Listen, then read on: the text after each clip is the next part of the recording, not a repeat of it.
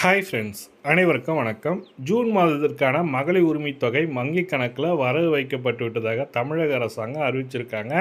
இந்த மாதம் எவ்வளோ அறிவிச்சிருக்காங்கன்றது பார்த்தீங்கன்னாக்கா, ரூ. 1000 தான் கொடுத்துருக்காங்க. இந்த மாதமும் ரூ. 1000 கொடுத்துட்டாங்க. ரூ. 2500 இன்னும் வரவு வைக்கல. இந்த மாதத்துக்கான ரூ. 1000 அவங்கவுங்க வங்கிக் கணக்கில் வரவு வச்சுட்டாங்கன்னு சொல்லிட்டு நியூஸ் 7, தந்தி டிவி அனைத்துலையுமே வந்து பார்த்தீங்கன்னாக்கா சொல்லியிருக்காங்க. தொடரும் கலைஞர் மகளிர் உரிமைத் தொகை. தாவேக அரசு ஆட்சி அமைத்து 2வது மாத தவணையாக கலைஞர் மகளிர் உரிமைத் தொகை வரவு வைக்கப்பட்டது. ஜூன் மாதத்துக்கான உரிமைத் தொகை ரூ. 500 பயனாளர்கள் வங்கிக் கணக்கில் வரவு வைக்கப்பட்டு விட்டது சொல்லியிருக்காங்க. காலையில் 10 மணிக்கு அக்கௌண்ட்டில் போட்டுட்டாங்கன்ற மாதிரி நியூஸ் கிடச்சிடுச்சு. யாரெல்லாம் பணம் எடுக்கணும்னு நினைக்கிறவங்க போயிட்டு உங்களுக்கு நியர்பை பேங்க்கில் போய்ட்டோ இல்லை ஆதார் சேவை மையத்தில் போய்ட்டோ நீங்கள் கேஷ் எடுத்துக்கலாம். போஸ்ட் ஆஃபீஸில் போய் கூட கேஷ் எடுக்க முடியும். ரூ. 1000.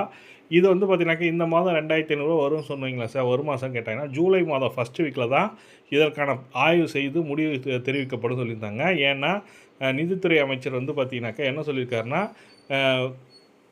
மகளிர் உரிமைத் தொகை பல்வேறு குறைபாடுகள் உள்ளனன்ற மாதிரி சொல்லியிருந்தாங்க. அந்த குறைபாடுகள் கலைந்து ஜூலை மாதம் வந்து பார்த்திங்கனாக்கா சட்டசபை கூட்டத்தொடர் நடக்க போகுது.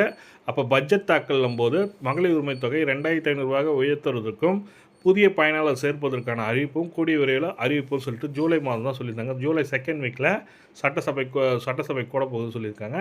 அந்த தகவல் தான் உங்களுக்கு ஷேர் பண்ணிச்சேன்.